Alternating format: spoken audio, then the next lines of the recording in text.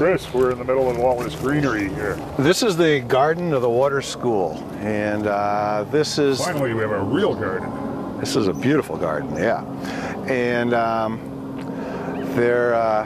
so we're right here at Sunnyside Avenue, and there's these beautiful old ancient trees. At night and in the summertime, or in the fall, around Halloween, these trees are as spooky as they get. These things are just ancient and gnarly.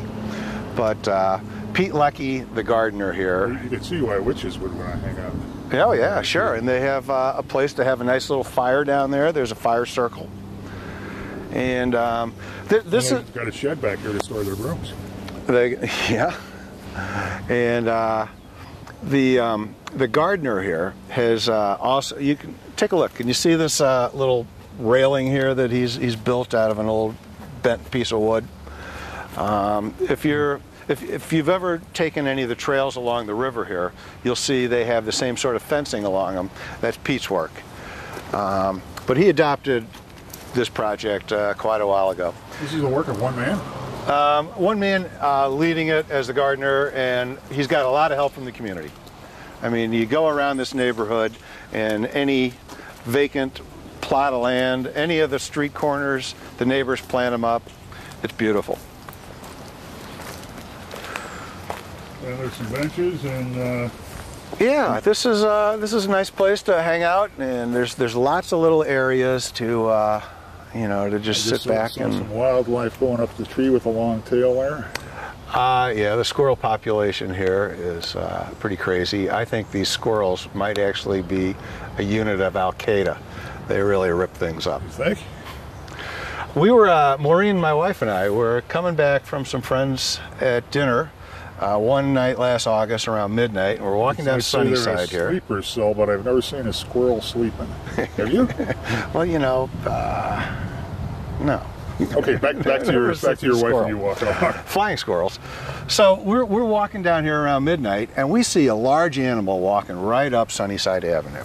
And as we got closer, and we're right here by the gate, it was the deer. So I managed to chase the deer into this garden here, and then I spent about 15 minutes chasing them all around here. We get over on this side. And why were you chasing them? It just seemed like the thing to do at midnight on a beautiful night with the moon full. So I'm chasing them around here. I like to put the deer through their paces, and this one didn't disappoint. The thing could vertically leap 5 or 6 feet. It was amazing. So I chase him around here, and he's doing all these huge leaps, and I'm doing the leaps right after him, chasing him around, and I finally get him cornered over here, and the thing just stops, and he's gives me this look. Do deers give you a look? I think they do. It's like, why are you chasing me around? Because it's fun. And it impressed my wife. Until I got out of here and I reached for my BlackBerry, and I go, oh no. So it jumped out of my pocket on my first jump, and we were able to find it after a little while. It's a great spot. I haven't seen the deer lately. The deer is lucky you ran into me and not that cougar.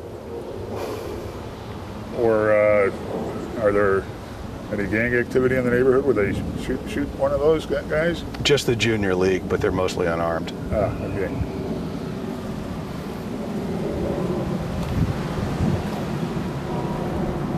I think junior league's a trademark for a different kind of gang, Chris. Yeah, but they're tough. Tougher. I have a sister. She's a capo di tutti capo over at Junior League. Beautiful. We're in yet another part of the sprawling garden. Yeah, this is where the flower beds are, and there's a little circle over here where kind of a campfire circle. And some nice rustic tables and benches. Yep. And a contribution maybe from ComEd. ComEd or AT&T? The old spool table. AT&T could be. Yep.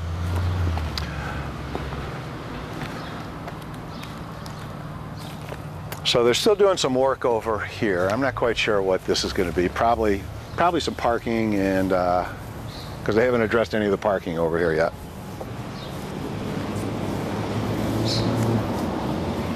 But this is kind of neat in the fall when all the blooms are out and everything goes brown. They do a controlled burn out here, and so this whole area will be set to a torch, and they burn off all the old dead foliage, so it has a nice chance to start new.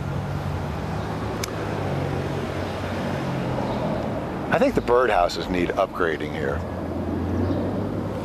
There's a house over in Ravenswood Manor that has about 30 birdhouses hanging from the trees. Which we have on a video with you. We do have that on a video, and I think that we need to call them and have them come on over here.